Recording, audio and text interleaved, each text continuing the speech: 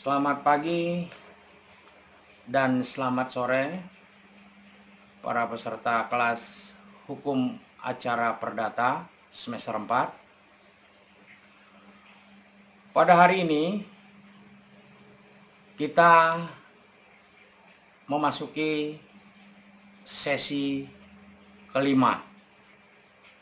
Dalam sesi kelima ini kita akan mencoba membahas gugatan dan gugatan rekonvensi. Pengertian gugatan. Gugatan kontentiosa adalah gugatan perdata yang mengandung sengketa di antara pihak yang berperkara yang pemeriksaan penyelesaiannya diberikan kepada pengadilan dengan posisi para pihak. Yang mengajukan penyelesaian sengketa ke pengadilan disebut dan bertindak sebagai penggugat. Sedangkan yang diposisikan atau ditarik sebagai pihak lawan dalam penyelesaian disebut dan berkedudukan sebagai tergugat. Permasalahan hukum yang diajukan ke pengadilan harus mengandung sengketa. Sengketa terjadi di antara para pihak. Bentuk-bentuk gugatan. Yang pertama, gugatan lisan. Pasal 120 HIR. Syarat formil gugatan lisan bila penggugat tidak bisa membaca dan menulis. Cara pengajuannya diajukan dengan lisan kepada ketua PN atau pengadilan negeri dan menjelaskan serta menerangkan isi dan maksud gugatan. Yang kedua, gugatan tertulis. Gugatan yang paling diutamakan adalah gugatan dalam bentuk tertulis. Pasal 118 ayat 1 HIR. Pasal 142 RBG, dan yang berhak dan berwenang membuat dan mengajukan gugatan perdata adalah yang pertama, penggugat sendiri. Pasal 118 ayat 1 HIR. Yang kedua, kuasa atau wakil. Pasal 123 ayat 1 HIR. Apabila penggugat akan mengajukan gugatan kepada ketua pengadilan negeri, maka ada 3 hal yang harus diperhatikan dan dimuat dalam surat gugatan. Apa saja itu? 1. Keterangan yang jelas dan lengkap mengenai para pihak yang berperkara, tentunya seperti nama, umur, alamat, atau sesuai dengan KTP. Yang kedua, dasar gugatan atau fundamentum patendi yang memuat uraian tentang kejadian atau peristiwa dan uraian tentang hukum, yaitu adanya hak dalam hubungan hukum yang menjadi dasar yuridis gugatan itu. Yang tiga, tuntutan yang dimohonkan oleh penggugat agar diputuskan oleh hakim atau petitum, tuntutan dapat dirinci lagi menjadi dua, yaitu tuntutan primer yang merupakan tuntutan pokok. Tuntutan subsidiar. Subsidiar claim yang merupakan tuntutan pengganti bila tuntutan pokok ditolak oleh hakim. Contoh tuntutan primer. Supaya tergugat membayar sisa hutang sebesar 60 juta yang sampai diajukannya gugatan ini belum dilunasinya. Itu contoh dari tuntutan primer. Supaya tergugat membayar sisa hutang sebesar 60 juta yang sampai diajukannya gugatan ini belum dilunasinya. Itulah contoh tuntutan primer. Tuntutan subsidiar biasanya klausulanya mohon kepada majelis hakim untuk memberi putusan yang seadil-adilnya. Itulah tuntutan primer dan tuntutan subsidiar.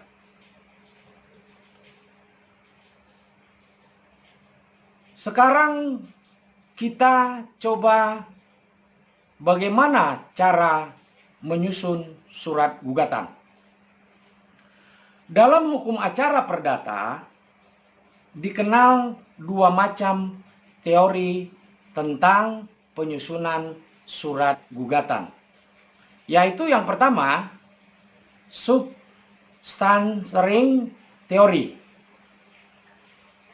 yang menyatakan dalam surat gugatan perlu disebutkan dan diuraikan rentetan kejadian nyata yang mendahului peristiwa hukum yang menjadi dasar gugatan. Misalnya, tidaklah cukup hanya menyatakan penggugat adalah pemilik barang. Akan tetapi, penggugat juga harus menyatakan asal barang tersebut didapatkan. Atau dengan kata lain, dengan cara apa penggugat ini mendapatkan barang tersebut.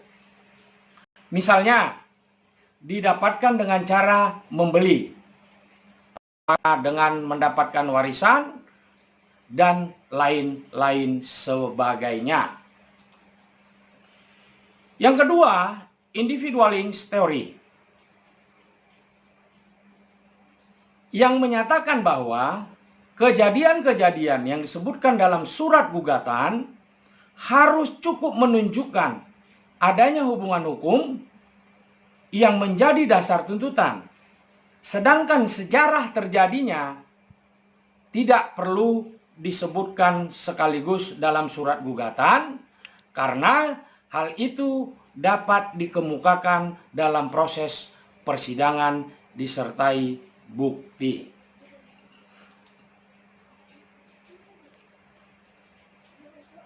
Jika kita atau seseorang mengajukan gugatan, boleh tidak gugatan tersebut dirubah? Nah, perubahan gugatan masih dapat dilakukan jika tergugat belum memberikan jawaban atas gugatannya. Namun, jika telah sampai pada acara jawaban tergugat, maka harus dengan persetujuan tergugat, atau dengan kata lain, izin dari tergugat. Perubahan gugatan pokok dilarang jika telah sampai pada tingkat pemeriksaan dan jawab-menjawab telah dikemukakan. Itu tadi perubahan gugatan.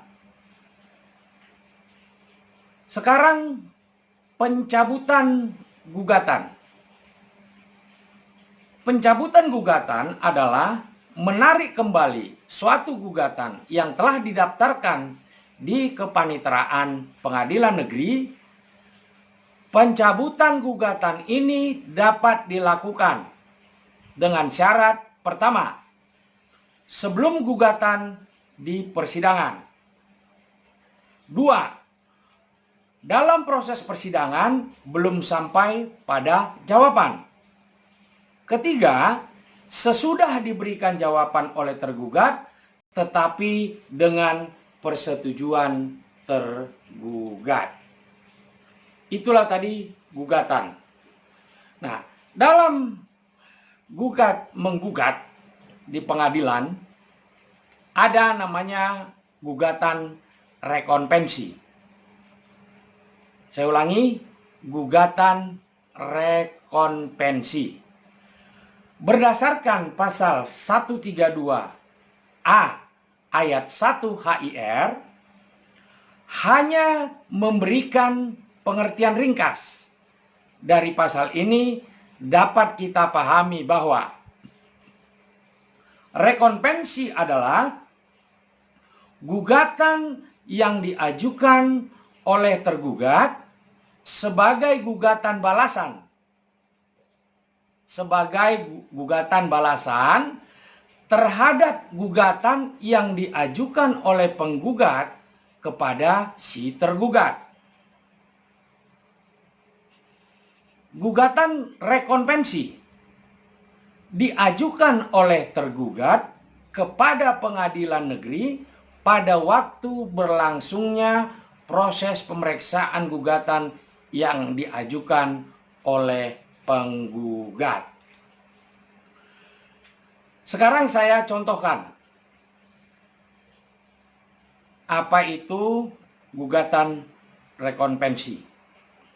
Contoh, si A menggugat si B untuk menyerahkan sebidang tanah yang sudah dibelinya dari si B sesuai dengan transaksi jual beli yang dimuat di dalam PPAT.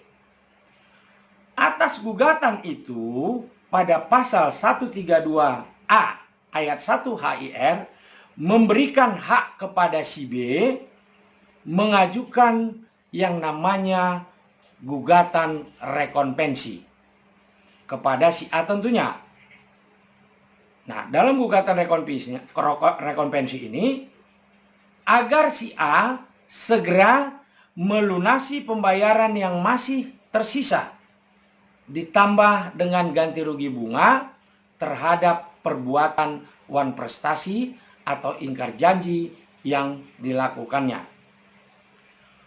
Pada waktu yang bersamaan, di hadapan pemeriksaan sidang pengadilan negeri dan majelis hakim yang sama, timbullah saling gugat-menggugat antara pihak penggugat dan juga tergugat. Sederhananya begini. Pertama, si A menjadi penggugat. Si B juga pada saat yang sama melakukan gugatan.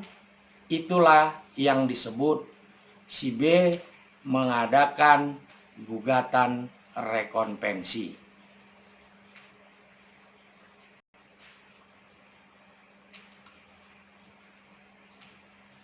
Pemeriksaan kepada kedua gugatan tersebut dilakukan dengan cara bersamaan di dalam satu proses pemeriksaan, dan pada tahap selanjutnya putusan antara kedua gugatan itu tidak dipisah, atau dengan kata lain dalam satu amar putusan, tetapi dituangkan di dalam satu putusan di bawah satu register sebagai satu kesatuan yang tidak terpisahkan. Seperti yang saya kemukakan tadi, dia dibuat dalam satu register dan dalam satu putusan. Komposisi para pihak dihubungkan pada gugatan rekonvensi. Dalam suatu keadaan normal, komposisi para pihak di dalam gugatan dapat terdiri atas penggugat. Penggugat adalah sebagai pihak yang memiliki inisiatif dalam mengajukan gugatan. Sedangkan tergugat ialah sebagai pihak yang ditarik dan didudukkan selaku pihak yang digugat. Gugatan hanya tunggal, yaitu terdiri dari gugatan yang diajukan oleh penggugat saja. Oleh sebab itu, pada dasar dan landasan pemeriksaan suatu perkara di sidang pengadilan sepenuhnya bertitik tolak atas gugatan pihak penggugat tersebut.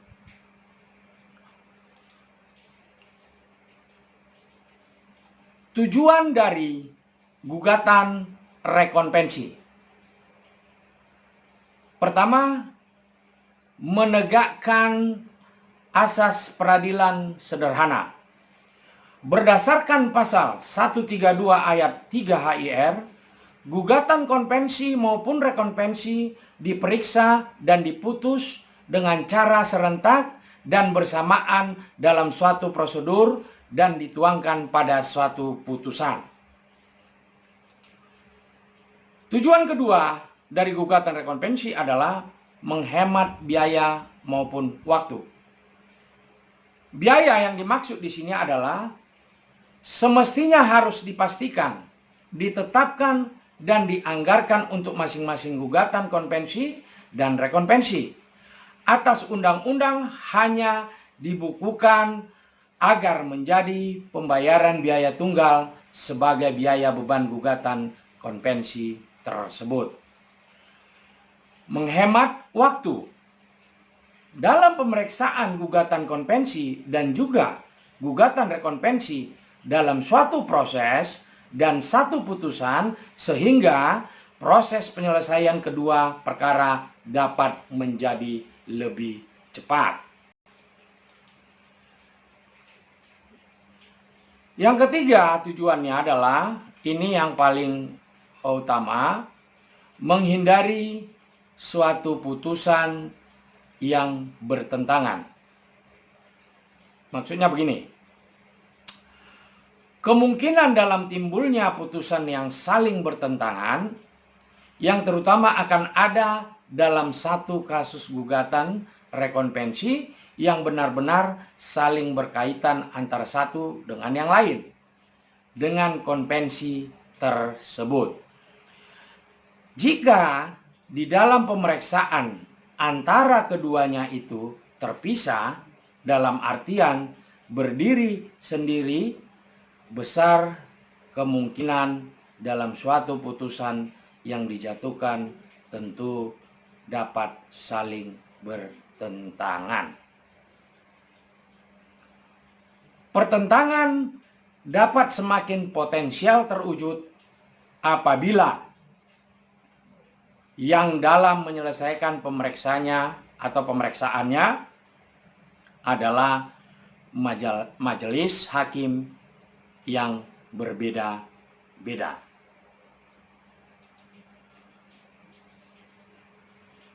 Saya rasa untuk pertemuan kita hari ini saya cukupkan dulu.